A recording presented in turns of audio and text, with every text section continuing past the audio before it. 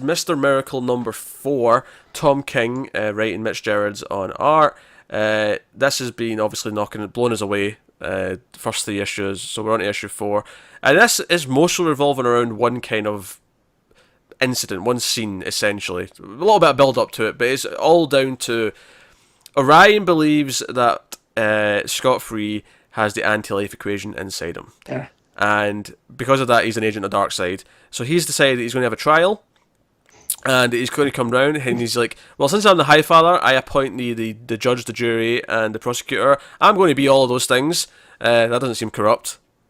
No, not at all. Not at all. It was the accuser, the defendant, and the judge. That's what it was, yeah. He was his defendant as well. That was the one that really cracked me up. Yeah. So he's doing that. What got me here is I've looked at Orion in this series so far, and it's like, oh, he's such a bad guy. He's the villain. And then you get to this issue, and if he can't, so, that the whole thing about if he has the anti-life, he's going to say things that are false that are true, and things that are true is false, right? Like, that's what the whole trial is based around. And it's like, well, how are we, like, this has all been from Scott's point of view, right? Mm-hmm. So how exactly do we know, like, what we've been seeing is the actual truth, and that Scott's not just a unreliable narrator? And I like that it played with that here. Yeah, definitely. My favourite thing about this book, actually, is Barda beating the living shit out of Light Ray and repeatedly doing it. Especially... Can we talk about the amazing art touch at that? Go on. Which, how when someone swears in a comic and they blank it out with the symbols, like, you have the symbols. Here, when she punches him, the first time, I haven't noticed it later, but you just get the symbols, like they're around him as if they were sound effects almost, like that style. And it's just the idea that he's just shouting out swearing while he's beating him. You just honestly, don't see it. I love how she keeps beating him up there, but my favourite part of it is when they actually come back for the trial and Barda and him sit down on the couch and he's like, this couch is inadequate. Barda's like, shut the F up, like, Ray. Yeah. That really it's all the same symbols that Connor was just talking about. Yeah, it's great, isn't it? That's just brutality from her, like, for his shit. It was cracking me up. I did notice that he cheated a couple of times on the paneling. With the 9-panel grids, there was a couple that it just runs into 2. It's really just one long panel that's like 2 panels wide. Oh, that's not cheating. That's fine. No, but see, on this though, it's, if you look at what he's talking about in that panel though, where he's talking about that things are either true or false, and it splits them right down the middle. No, it does it a few times. It does it earlier in the issue as well. When they're sitting on the couch, there's one that's 2 panels wide of them sitting on the couch, and there's one across the top that's 3 panels wide of them on the couch as well. That one's more excusable because each one's just one character that just overlaps. But I did notice it a couple of times. They got a vegetarian. They got a vegetarian. Yeah, a weird choice, but the carrots, I do like carrot sticks. Well, so I think that's the big thing for me, just from Mr. Miracle's characterization this issue, is just how he doesn't seem to give a shit about any of this. He just kind of goes along with it. He's like, hey, wait a minute, right, I've got a carrot. Okay, proceed. Yeah, all right, shall we begin? I'm going to get a carrot. He doesn't even ask. It's just like, it's just I'm going to get a carrot. Because he generally looks bored as he's listening to him a lot of the time, and then of course there's those video effects that are kind of happening, distorting him as it's going on, which makes you think: is this the anti-life equation? Is this kind of affecting him? Yeah. And all this is going on. I love it though, because it's basically one of my favourite things actually is when he starts asking all the questions and he's like forcing them to say true or false. He's just forcing them to say true or false. It does this really nice thing throughout the page. It's over 2 pages. Where you can get on Ryan's side, because it's like alternating views of them looking at each other just from side from back and forth from profile, and on Orion's view, imagine it's a camera. It's just slightly going to the left because it reveals Barda just a little bit more each panel until she's all there at the bottom of the page, and then the next page it keeps going, and then she goes past Orion. It's just really nice touch. It's like he's moving closer to... Yeah, that's it. You get that he's just taking these small steps forward every time that he asks a question. Exactly. It's so good. And Scott's standing still. Yeah. Yeah, it's a great touch. Yeah, it's good, and he's basically just, and what I love as well is Barda looks pissed because you can see that he's basically trapping him in an argument where he's like, because of the way he's phrasing it, and he keeps making him say true or false. He's like, well, if this is this, then it has to be true, right? He's like, true, and that means you could be the anti-life equation, true. And it's really good. Obviously, it gets interrupted as well because a package arrives. So we get almost a sort of comic interlude where Barda gets up to answer the door. It's just a microphone. It's all very entertaining, and I love how, like, because Barda's like, hey Scott, like, if you think this is a trap and you want us to fight our way out of this, I'm ready to go. And then Light Ray's like, yeah, I'm ready to go. Just say it, Orion. Yeah. And obviously Scott's like, nah, getting out of traps is what I do. Yep. Yeah. Yeah, they're goading each other. And obviously, I love how the veggie plate's, like, still full. Like, you know, other than that one carrot.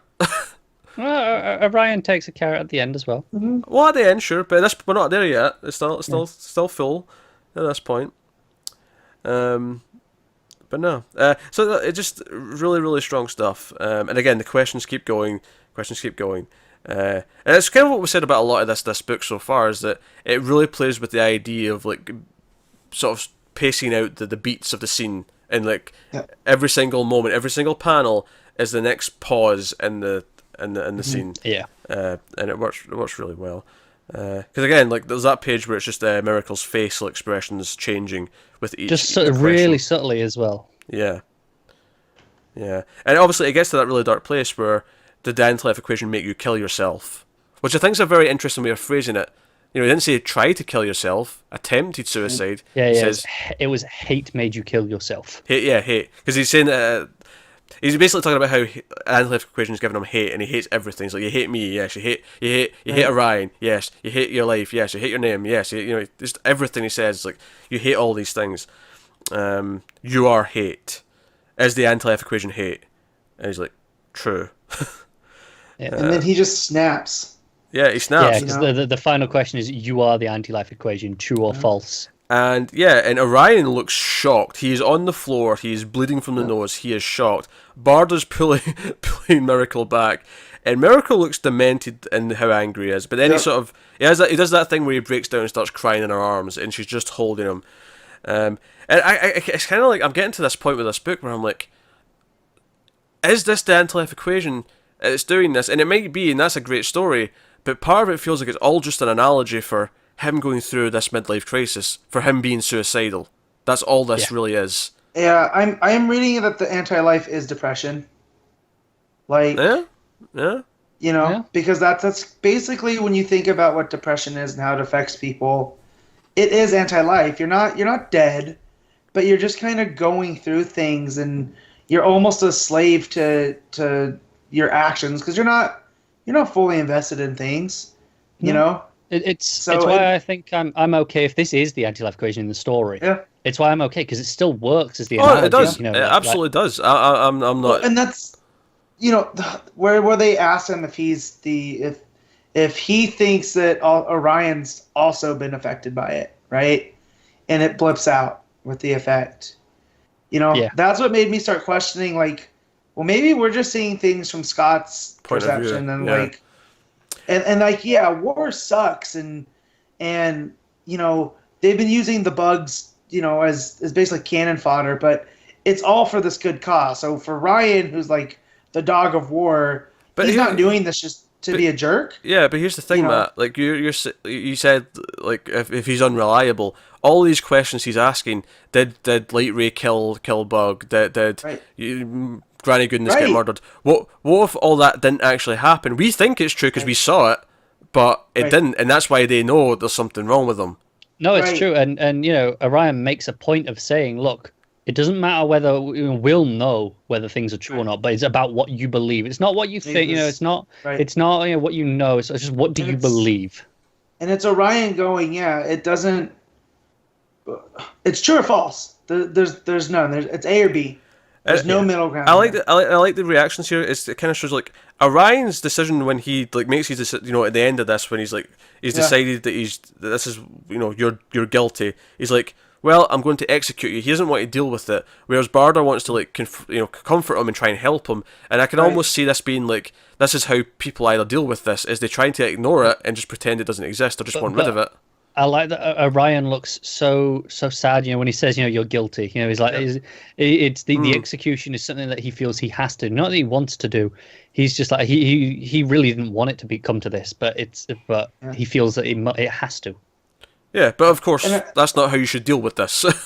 No, but it makes Orion, because I think up till this point he's been very antagonistic, almost verging on evil at this point. The way he's treated this, and then you see his face here at the end, because obviously up till this he's been masked. Well, and he looks like Orion. He doesn't look like Darkseid.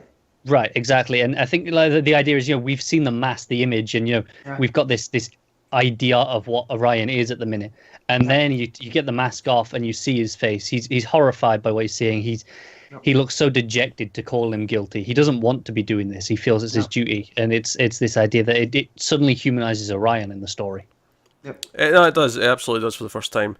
But I do think there's a commentary here on how different people cope with people with with depression or with suicidal tendencies or whatever.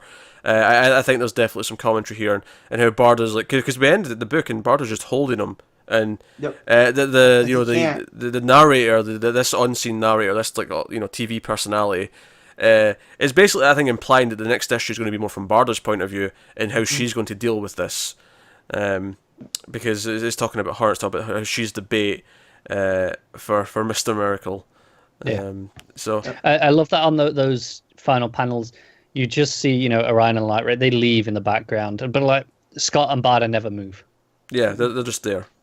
Also, Scott looks so small compared to Barda. Like, oh, he's tiny. I mean, have you seen the variant cover? Because Gerard is the one that he doesn't do the main cover; he does the variants.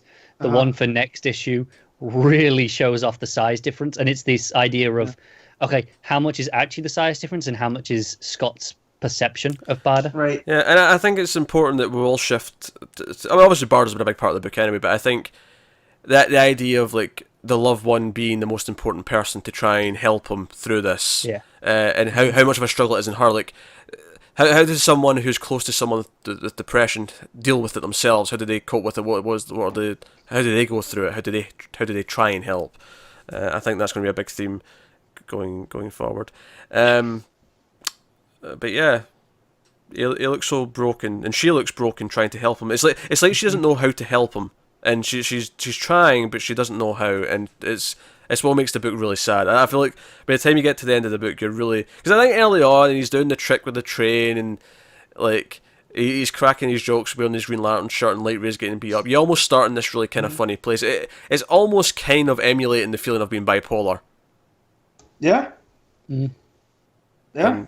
Yeah, I think it's impressive. It's doing things that I don't often see comics do. So it's a pretty special little series, isn't it? It is. So Mr. Miracle number 4, fantastic. Looking forward to number 5. So as I said on Twitter before we move on, it makes me feel things I don't like to feel, but I don't. It doesn't make me not want to read it.